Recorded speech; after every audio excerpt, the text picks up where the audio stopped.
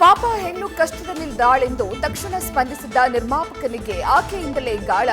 Christian missionary ಹೆಸರಿನಲ್ಲಿ discount ಆಸೆ ತೋರಿಸಿ ಜನಾರ್ದನ ರೆಡ್ಡಿ ಆಪ್ತನಿಗೆ ವಂಚನೆ.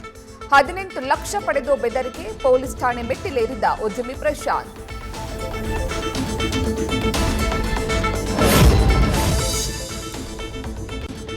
ಎಸ್ಎಸ್ಎಲ್ಸಿ ಪರೀಕ್ಷೆ ಹತ್ತಿರವಾಗ್ತಿದ್ದಂತೆ ಖಾಸಗಿ ಶಾಲೆಗಳ ಆಟ.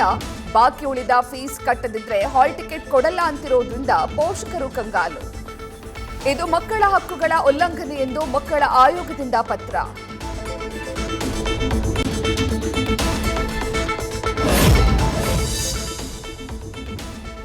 ಕುಡಿದ ನಶೆಯಲ್ಲಿ ಪೆಟ್ರೋಲ್ ಹಾಕಿಸಿಕೊಳ್ಳುತ್ತಿದ್ದವನ ಮೇಲೆ ಹಲ್ಲೆ, 3-4 ಜನರು ಹೊಡೆಯೋ ದೃಶ್ಯ ಪೆಟ್ರೋಲ್ ಬಂಕ್ನ ಸಿಸಿಟಿವಿಯಲ್ಲಿ ಸೆರೆ. ಆರೋಪಿಗಳ ವಿರುದ್ಧ ಜಾಲಹಳ್ಳಿ ಪೊಲೀಸ್ ಠಾಣೆಯಲ್ಲಿ ಎಫ್ಐಆರ್.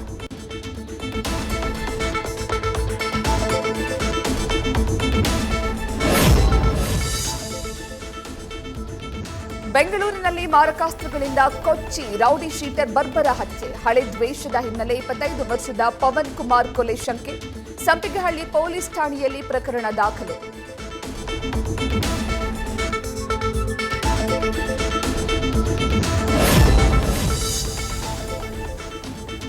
ಬೆಂಗಳೂರಿನಲ್ಲಿ ಅಕ್ರಮ ಬಾಂಗ್ಲಾದೇಶಿಯರ ವಾಸ. ಕೆ ಚನ್ನಸಂದ್ರದಲ್ಲಿ ಸಂಶಯಾಸ್ಪದ ಅಕ್ರಮ ಪ್ರಜೆಗಳ ಮನೆ ಮೇಲೆ ದಾಳಿ.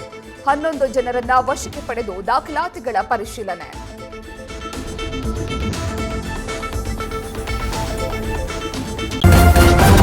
ನ್ಯೂಸ್ ಫಸ್ಟ್ ನಿರ್ಭೀತಿಯಿಂದ ನಿಮ್ಮ ಪರವಾಗಿ.